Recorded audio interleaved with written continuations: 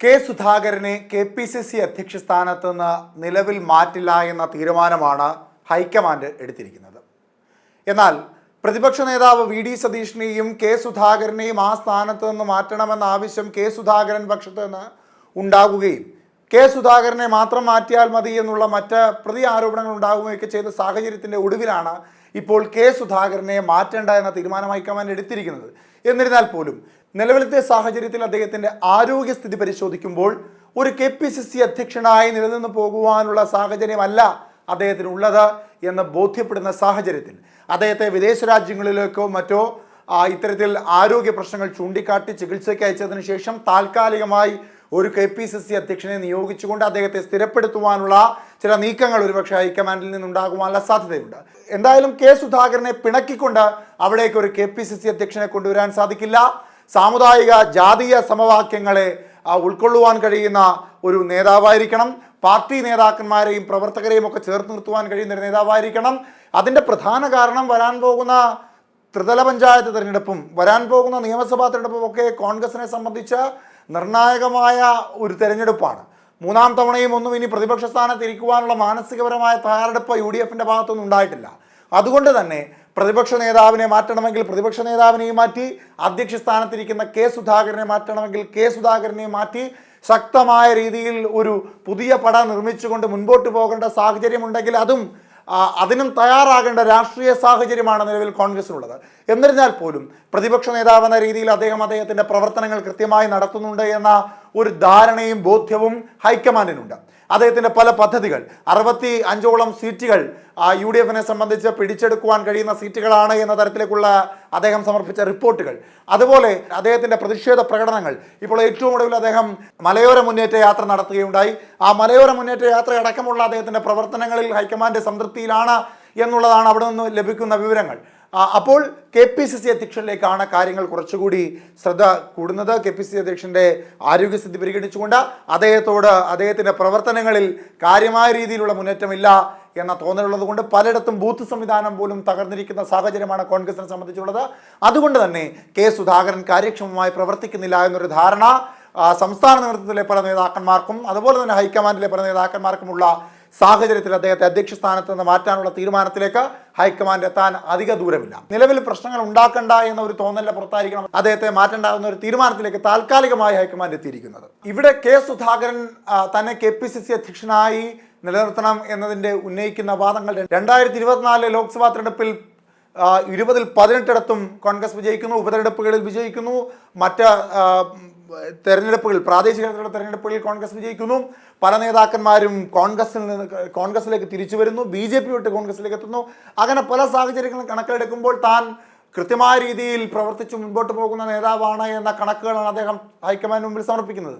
അതിനോടൊപ്പം KPCC അധ്യക്ഷൻ എന്ന തരത്തിലല്ലാതെ MP എന്ന തരത്തിൽ കണ്ണൂർ പോലെ ഇടതുപക്ഷത്തിൻ്റെ ഏറ്റവും പ്രധാനപ്പെട്ട ഒരു കോട്ടയിൽ വലിയ ഭൂരിപക്ഷത്തിൽ താൻ വിജയിച്ചു വന്നതിൻ്റെ പ്രധാന കാരണങ്ങളിലൊന്നും അദ്ദേഹത്തിൻ്റെ ജനസ്വീകാര്യതയും പ്രവർത്തകർക്കിടയിലെ സ്വാധീനവുമാണ്. അതായത് കെ സുധാകരനെ കണ്ണൂരിൽ മത്സരിപ്പിക്കേണ്ട എന്ന പല റിപ്പോർട്ടുകളും വന്ന സാഹചര്യത്തിലും കെ സുധാകരനല്ലാതെ മറ്റാർക്കും കണ്ണൂർ പിടിച്ചു നിർത്താൻ കഴിയില്ല എന്ന കോൺഗ്രസിൻ്റെ ബോധ്യത്തിൻ്റെ പുറത്ത് അദ്ദേഹത്തെ സ്ഥാനാർത്ഥിയാക്കുകയും മൃഗീയ ഭൂരിപക്ഷത്തോടു കൂടി അദ്ദേഹം കണ്ണൂരിൽ നിന്ന് വിജയിച്ചു വരികയും ചെയ്ത സാഹചര്യങ്ങളെല്ലാം മുൻനിർത്തിക്കൊണ്ടാണ് KPCC അധ്യക്ഷ സ്ഥാനത്ത് താൻ തുടരാൻ യോഗ്യനാണ് എന്ന ഹൈക്കമാൻഡിനെ കെ സുധാകരൻ അറിയിക്കുന്നത്. എന്നിരുന്നാൽ പോലും കെ സുധാകരനെ ആ സ്ഥാനത്ത് നിന്ന് മാറ്റണമെന്ന ആവശ്യം ശക്തമായി മുൻപോട്ട് വയ്ക്കുന്ന VD സതീഷിനടക്കമുള്ള ആളുകൾ, MMS അടക്കമുള്ള ആളുകൾ, ഷാഫി പറമ്പിൽ അടക്കമുള്ള നേതാക്കന്മാരെല്ലാം പറയുന്നത് ഈ ആരോഗ്യസ്ഥിതിയാണ്. അദ്ദേഹത്തിൻ്റെ ആരോഗ്യസ്ഥിതി കൃത്യമായി പരിഗണിക്കേണ്ടതായിട്ടുണ്ട് എന്നുള്ളതാണ്. ആരായാലാണ് KPCCയെ കൃത്യമായി മുമ്പോട്ട് കൊണ്ടുപോകാൻ കഴിയുക എന്നുള്ളത് ഏറ്റവും പ്രധാനപ്പെട്ട ചോദ്യമാണ്. ദീപാദാസ് മുൻഷിയെ പോലെ AICCയുടെ കേരളത്തിലെ ഉത്തരവാദിത്തമുള്ള ഒരു നേതാവിൻ്റെ മുൻപിലേക്ക് ഒരു വലിയ നിര പട്ടികയാണ് എത്തിയത്. അതായത് എല്ലാ മുൻനിര നേതാക്കന്മാർക്കും KPCC അധ്യക്ഷ സ്ഥാനത്ത് ഇരിക്കുവാനുള്ള യോഗ്യതയുണ്ട് എന്ന് അവർ അവകാശപ്പെടുമ്പോഴും അവരുടെ യോഗ്യത ഏതൊക്കെ തരത്തിലാണ് അളക്കപ്പെടുന്നത് എന്നുള്ളതാണ് ഏറ്റവും പ്രധാനപ്പെട്ട കാര്യം. KPCC അധ്യക്ഷ സ്ഥാനത്തേക്ക് പേരുകൾ ഉണ്ടായിരുന്നത് ബെന്നി ബെഹനാൻ, ആന്റോ ആന്റണി, സണ്ണി ജോസഫ്, ഷാഫി പറമ്പിൽ, റോജി എം ജോൺ, അടൂർ പ്രകാശ്, കൊടിക്കുന്നിൽ സുരേഷ് അടക്കമുള്ള ഒരു വലിയ നിര നേതാക്കന്മാരുടെ പേരുകളെല്ലാം, അങ്ങനെ നിരവധി പേരുടെ പേരുകൾ, ഏറ്റവും പ്രധാനമായി ഇത്രയും പേരുടെ പേരുകളായിരുന്നു KPCC അധ്യക്ഷ സ്ഥാനത്തേക്ക് പരിഗണിക്കണം എന്ന ആവശ്യം ഉന്നയിച്ചുകൊണ്ട് ദീപാദാസ് മുൻഷിയുടെ മുൻപിലേക്ക് എത്തിയത്. ഇനി ഇവരുടെയൊക്കെ യോഗ്യതകൾ ഏതൊക്കെ തരത്തിലാണ്? ഇവിടെ ബെന്നി ബെഹനാന്റെ യോഗ്യത എന്ന് പറയുന്നത് എ ഗ്രൂപ്പ് എന്ന് പറയുന്ന സംഘടനയെ താഴെത്തട്ടിൽ നിന്ന് ഉമ്മൻചാണ്ടിയോടൊപ്പം വളർത്തിക്കൊണ്ടുവന്ന ഏറ്റവും പ്രധാനപ്പെട്ട നേതാവാണ്. അതുകൊണ്ട് എ ഗ്രൂപ്പിൻ്റെ വക്താവ് എന്ന രീതിയിൽ തന്നെ പരിഗണിക്കണം. സാമുദായിക സംഘടനയുടെ പിൻബലം തനിക്കുണ്ടാകും, ക്രൈസ്തവ സംഘടനയുടെ പിൻബലം തനിക്കുണ്ടാകും. അതുകൊണ്ട് തന്നെ പരിഗണിക്കണമെന്ന ആവശ്യമാണ് ബെന്നി ബെഹനാൻ മുൻപോട്ട് വെക്കുന്നത്. മറ്റൊന്ന് ആന്റോ ആന്റണിയാണ്. ആന്റോ ആന്റണിയും മലയോര പ്രദേശത്തെ ജനങ്ങളുടെ പിന്തുണ, അതുപോലെ ക്രൈസ്തവ വിഭാഗത്തിൻ്റെ പിന്തുണയാണ് അദ്ദേഹം മുൻപോട്ട് വെക്കുന്നത്. ഇവിടെ BJPയിലേക്ക് ക്രൈസ്തവ വോട്ടുകൾ ഒഴുകിപ്പോകുന്നു എന്നുള്ള ഒരു കണക്കുകൂട്ടലിൻ്റെ പുറത്താണ് ആന്റോ ആന്റണിയും ബെന്നി ബെഹനാനും ഒക്കെ തങ്ങളെ KPCC അധ്യക്ഷ സ്ഥാനത്തേക്ക് കൊണ്ടുവരണമെന്ന ആവശ്യം മുൻപോട്ട് വെക്കുന്നത്. സണ്ണി ജോസഫാണ്, അദ്ദേഹവും ക്രൈസ്തവ വോട്ടുകളുടെ കാര്യമാണ് പറയുന്നത്. പിന്നീട് ഷാഫി പറമ്പിൽ മത്സരിക്കുന്ന എല്ലാ മണ്ഡലങ്ങളും വിജയിക്കുന്നു, യൂത്ത് കോൺഗ്രസിന്റെ സംസ്ഥാന അധ്യക്ഷനാകുന്നു.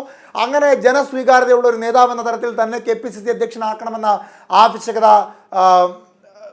ഷാഫി പറമ്പിൽ വിഭാഗം ആളുകൾ മുൻപോട്ട് വെക്കുമ്പോഴും ഷാഫി പറമ്പിൽ മറ്റുള്ള നേതാക്കന്മാരെ വെച്ച് താരതമ്യം ചെയ്യുമ്പോൾ എന്ത് പരിചയ സമ്പന്നതയാണ് എന്നുള്ള ചോദ്യം ഉയരുന്നുണ്ട്. അതുപോലെ അദ്ദേഹം ഒരു ജനസ്വീകാരനായ നേതാവാണ്. പക്ഷേ ഒരു സംഘടനയെ മുൻപോട്ട് ചലിപ്പിക്കുവാനുള്ള ശേഷി ഷാഫി പറമ്പിൽ ഉണ്ടോ എന്ന ചോദ്യം പ്രസക്തമായ രീതിയിൽ അവിടെ ഉയർന്നു വരുന്ന സാഹചര്യത്തിൽ ഷാഫി പറമ്പിലെയും KPCC അധ്യക്ഷ സ്ഥാനത്തേക്ക് പരിഗണിച്ചാൽ ഗുണപ്രദമാകുമോ എന്ന ചോദ്യത്തിന് പ്രസക്തിയേറെയാണ്. മറ്റൊന്ന് റോജി എം ജോണാണ്. റോജി എം ജോണും ക്രൈസ്തവ പിൻബലത്തിൻ്റെ കാര്യം പറയുന്നു. കൊടിക്കുന്നിൽ സുരേഷും അടൂർ പ്രകാശ് ഈഴവ സമുദായത്തിൻ്റെ പിൻബലം, അതുപോലെ തന്നെ മത്സരിച്ച ഇടങ്ങളിലെല്ലാം വിജയിച്ച, തെരഞ്ഞെടുപ്പിനെ കൃത്യമായ രീതിയിൽ അളന്ന കൊണ്ടുപോകുവാനുള്ള തന്ത്രശാലിയായ നേതാവെന്ന രീതിയിലൊക്കെ പേര് കേട്ട അടൂർ പ്രകാശിനെ പക്ഷേ സംഘടന ചലിപ്പിക്കുവാനുള്ള കരുത്തുണ്ടോ എന്ന ചോദ്യം. പിന്നീട് ഈഴവ സമുദായത്തിൻ്റെ പിൻബലം, അങ്ങനെ പല കാര്യങ്ങളാണ് അടൂർ പ്രകാശിനെ സംബന്ധിച്ച മുൻനിരയിലുള്ളത്. പിന്നീടൊന്ന് കൊടിക്കുന്നിൽ സുരേഷാണ്. കൊടിക്കുന്നിൽ സുരേഷ് ദളിത് മുഖമായി നിൽക്കുന്ന നേതാവ് എന്ന രീതിയിലാണ് അദ്ദേഹത്തെ പരിഗണിക്കണമെന്ന ആവശ്യം അദ്ദേഹത്തിൻ്റെ വിഭാഗത്തിലെ അണികൾ പറയുന്നത്.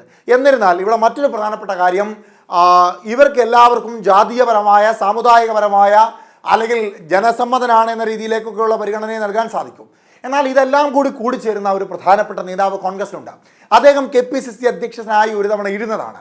KPCC അധ്യക്ഷനായി ഇരുന്ന ആ കാലയളവിൽ കോൺഗ്രസ് കരുത്താർന്ന സമരങ്ങൾ നടത്തിയിട്ടുണ്ട്, കരുത്താർന്ന മുൻപിൽ നിന്നിട്ടുണ്ട്. KPCC അധ്യക്ഷ സ്ഥാനത്ത് K മുരളീധരൻ ഇരുന്നതിനെ പറ്റിയിട്ടാണ് പറയുന്നത്. K മുരളീധരനെ സംബന്ധിച്ച് ചർച്ച ചെയ്യുമ്പോൾ നിലവിൽ അങ്ങനെ സ്ഥാനങ്ങളൊന്നുമില്ല. നിലവിൽ KPCC അധ്യക്ഷനായിരിക്കാൻ യോഗ്യനായ നേതാവ് K മുരളീധരനാണ്. നിലവിലത്തെ രാഷ്ട്രീയ സാഹചര്യങ്ങൾ പരിശോധിക്കുമ്പോൾ ജാതീയ മത സംഘടനകളുടെ പിൻബലമുള്ള പ്രധാനപ്പെട്ട നേതാവ്. അതുകൂടാതെ നിലവിലത്തെ സാഹചര്യത്തിൽ K മുരളീധരന് ഉള്ള സ്വാധീനം ചെറുതല്ല. പാർട്ടി പ്രവർത്തനം പാർട്ടി സംഘടനയ്ക്കുള്ളിൽ നിന്ന് കൃത്യമായി ചെയ്യുന്ന നേതാവാണ്. താഴെത്തട്ടിലുള്ള ജനങ്ങളുമായി വലിയ ബന്ധം പുലർത്തുന്ന നേതാവാണ്. അത്തരത്തിൽ നോക്കുമ്പോൾ ഗ്രൂപ്പ് തർക്കമില്ലാതെ എല്ലാവരും എല്ലാ തെരഞ്ഞെടുപ്പുകൾക്കും, ഏറ്റവും ശക്തമായ പല തെരഞ്ഞെടുപ്പുകൾക്കും മുൻപോട്ട് വെക്കുന്ന പേര്, എല്ലാ പ്രതിസന്ധി ഘട്ടങ്ങളിലും മുൻപോട്ട് വെക്കുന്ന പേര്, അത്തരത്തിൽ KPCC അധ്യക്ഷ സ്ഥാനത്തേക്ക് ആരെ വെക്കണമെന്ന ചോദ്യത്തിൻ്റെ കടുപ്പം മുറുകുമ്പോൾ കോൺഗ്രസിന് മുൻപോട്ട് വയ്ക്കുവാൻ കഴിയുന്ന കരുത്താർന്ന പേരാണ് K മുരളീധരൻ. K മുരളീധരനെ സംബന്ധിച്ച് ജാതീയ പ്രശ്നങ്ങൾ ഉണ്ടാകില്ല, മതസംഘടനകളുടെ പ്രശ്നം ഉണ്ടാകില്ല, ഗ്രൂപ്പ് വഴക്കുകൾ ഉണ്ടാകില്ല. അതിനേക്കാൾ അപ്പുറത്തേക്ക് പാർട്ടി ബന്ധങ്ങൾക്ക് പ്രാധാന്യമേറെ നൽകുന്ന നേതാവാണ് K മുരളീധരൻ. അതുകൊണ്ട് നിലവിലത്തെ രാഷ്ട്രീയ സാഹചര്യത്തിൽ മൂന്നാം തവണയും കോൺഗ്രസ് പ്രതിപക്ഷ സ്ഥാനത്ത് ഇരിക്കാതിരിക്കണമെങ്കിൽ, പാർട്ടിക്കുള്ളിൽ പടലപ്പിണക്കങ്ങൾ ഉണ്ടാകാതിരിക്കണമെങ്കിൽ, എല്ലാ പ്രതിസന്ധി ഘട്ടത്തിലും KPCC അധ്യക്ഷ സ്ഥാനത്തേക്ക്, എല്ലാ പ്രതിസന്ധി ഘട്ടത്തിലും മുൻനിരയിലേക്ക് ചൂണ്ടിക്കാട്ടുന്ന പ്രധാനപ്പെട്ട നേതാവ് എന്ന തരത്തിൽ KPCC അധ്യക്ഷ സ്ഥാനത്തേക്കുള്ള ഈ തർക്കം അല്ലെങ്കിൽ ഈ പ്രശ്നങ്ങൾ പരിഹരിക്കുവാൻ K സുധാകരൻ മാറിയാൽ അവിടേക്ക് പിന്നീട് പരിഗണിക്കുവാൻ കഴിയുന്ന ഏറ്റവും പ്രധാനപ്പെട്ട പേര് K മുരളീധരൻ്റെയാണ്. K മുരളീധരൻ വന്നാൽ K സുധാകരൻ മാറും എന്നും അദ്ദേഹം വ്യക്തമായി പറഞ്ഞ സാഹചര്യത്തിൽ K മുരളീധരൻ വരുമ്പോൾ പ്രശ്നങ്ങൾ പരിഹരിച്ചുകൊണ്ട് ശക്തമായ രീതിയിൽ കോൺഗ്രസിന് മുൻപോട്ട് പോകാൻ കഴിയും എന്ന് തന്നെയാണ് മനസ്സിലാക്കേണ്ടത്.